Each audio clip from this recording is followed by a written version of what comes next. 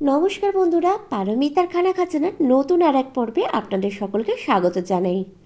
সামনেই পুজো, আর বাঙালিদের পুজো মানেই কিন্তু জমিয়ে খাওয়া দাওয়া আর জমিয়ে বন্ধুদের সাথে আড্ডা।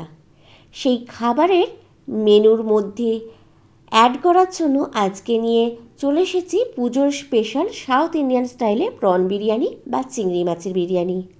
এটা কিন্তু বানাতে খুব একটা বেশি সময় লাগে না, কিন্তু স্বাদ হয় দুর্দান্ত। বাড়িতে একবার হলেও কিন্তু অবশ্যই এই বিরিয়ানিটা ট্রাই করে দেখবেন, এর স্বাদ কিন্তু কোনো দিনও ভুলবেন না। তাহলে চলুন ঝটপট দেখে নিয়ে যাক আজকের এই রেসিপিটা, আশা করছি ভালো লাগবে। রেসিপিটা শুরু করার আগে আপনাদের কাছে রিকোয়েস্ট রইল, এরকম আরও ভালো ভালো রেসিপি পেতে হলে ঝটপট চ্যানেলটা সাবস্ক্রাইব করে ফেলুন আর পাশে থাকা বেল আইকনটা প্রেস করে রাখুন, তাতে আমি যখনই কোনো রকম ভালো ভালো রেসিপি আপলোড করব সবার আগে নোটিফিকেশান আপনার কাছে পৌঁছে যাবে। আর সাবস্ক্রাইব, লাইক, শেয়ার করাটা কিন্তু অবশ্যই ফ্রি। আমি এখানে প্রথমে 500 গ্রামের মতো চিংড়ি মাছ পরিষ্কার করে নিয়েছি, করে ধুয়ে জল ঝরিয়ে নিয়েছি। নিয়ে এর মধ্যে দিয়ে দিলাম হাফ টিস্পুন নুন, আর আমি এর মধ্যে দিয়ে দেবো 1 টিস্পুনের মতো লেবুর রস। এবার এই নুন আর লেবুর রসটা ভালোভাবে আমি চিংড়ি মাছের গায়ে মাখিয়ে নিয়ে কিছুক্ষণের জন্য রেখে দিয়ে একটা মশলার আমি তৈরি করে নেব। তো দেখুন, ভালোভাবে কিন্তু আমার নুন আর লেবুর রসটা মাখানো হয়ে গেছে। এবার চলুন মশলা তৈয়ারিটা করে নেওয়া যাক। আমি মশলাটা বানানোর জন্য এখানে নিয়ে নিয়েছি 1 মুঠো পুদিনা পাতা, হাফ ইঞ্চি আদা, 4-5 কোয়া রসুন, 1 আঁটি ধনে পাতা আর 2 টেবিল স্পুন নারকেল কোড়া। এই সব কটা উপকরণ আমি একটা গ্রাইন্ডার জারের মধ্যে নিয়ে নিচ্ছি। নিয়ে এর মধ্যে অ্যাড করে দিলাম 2টো কাঁচা লঙ্কা আর সামান্য পরিমাণ জল দিয়ে একটা মিহি পেস্ট বানিয়ে নেব। তো দেখুন, আমাদের কিন্তু মিহি পেস্ট একদম রেডি হয়ে গেছে। এবার আগে থেকে যে চিংড়ি মাছটা আমি নুন মাখিয়ে রেখেছিলাম তার মধ্যে এই মিশ্রণটা ঢেলে দিলাম। দিয়ে এই মিশ্রণটা ভালোভাবে চিংড়ি মাছের সাথে মাখিয়ে নিয়ে আমি মিনিমাম আধা ঘন্টার জন্য ম্যারিনেট করে রেখে দেবো। আপনাদের হাতে যদি সময় থাকে তাহলে 1 ঘন্টাও রাখতে পারেন, তাহলে আরও ভালো হয়। তো আমি এর মধ্যে অ্যাড করে দিচ্ছি 2 টেবিল স্পুন টক দই। টক দইটা দিয়ে আমি আবারও ভালোভাবে মাখিয়ে নিয়ে আধা ঘন্টার জন্য টোটাল রেখে দিচ্ছি।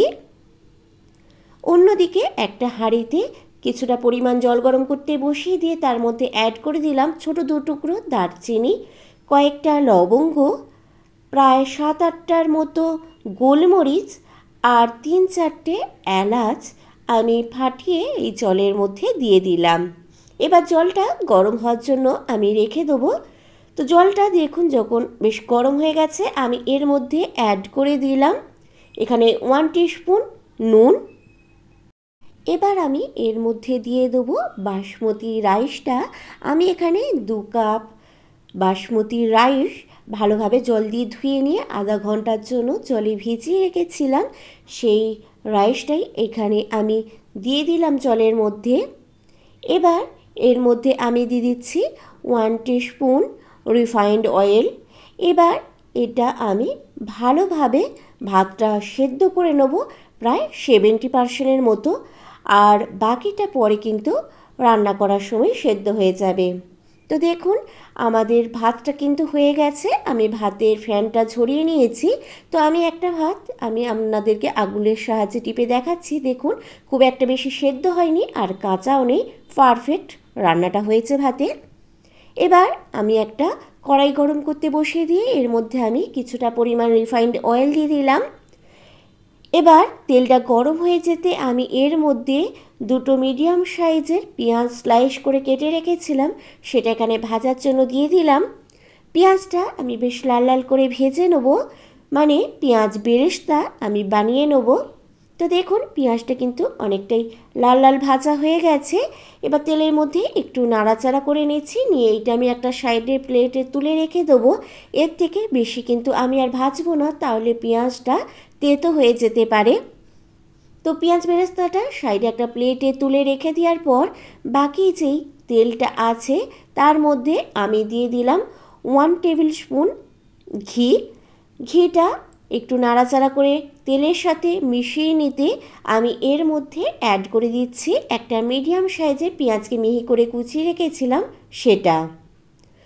এই পেঁয়াজটা কিন্তু আমি বেশি লাল লাল করে ভাজবো না, জাস্ট হালকা করে তেলের মধ্যে নাড়াচাড়া করে ভেজে নেবো যাতে পেঁয়াজের কাঁচা গন্ধটা চলে যায়। তো কিছুক্ষণ নাড়াচাড়া করে ভেজে নিয়েছি, দেখুন পেঁয়াজটা বেশ নরম হয়ে গেছে আর এর মধ্যে থেকে কাঁচা গন্ধটাও চলে গেছে। এবার আমি গ্যাসের ফ্লেমটা বন্ধ করে দেবো, দিয়ে আমি ভাতের লেয়ারটা বানিয়ে নেব। তার জন্য আমি প্রথমে এখানে দিয়ে দিচ্ছি কিছুটা পরিমাণ ভাত। ভাতটা দেওয়ার পর আমি এর মধ্যে দিয়ে দিচ্ছি আগে থেকে যে চিংড়ি মাছটা ম্যারিনেট করেছিলাম তার মধ্যে থেকে কিছুটা পরিমাণ।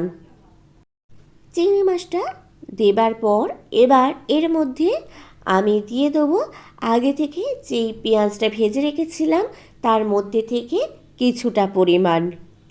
আর এর মধ্যে এবার আমি দিয়ে দেবো 1/4 টিস্পুনের মতো গরম মশলার গুঁড়ো। এবার আমি আবারও উপর থেকে কিছুটা পরিমাণ ভাত দিয়ে দেবো, দিয়ে সেই একই প্রসেসে কিন্তু আমি লেয়ারটা বানিয়ে নেব।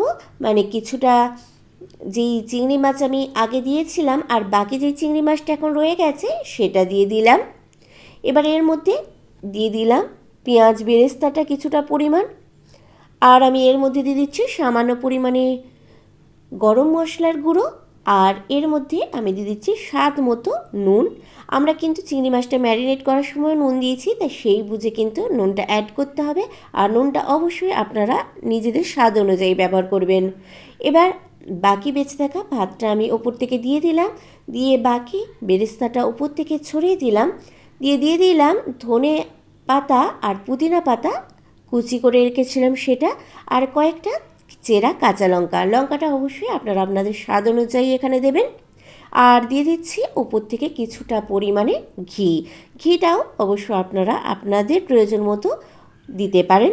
তো দেখুন খুব সুন্দর করে কিন্তু আমাদের লেয়ার সাজানো হয়ে গেছে।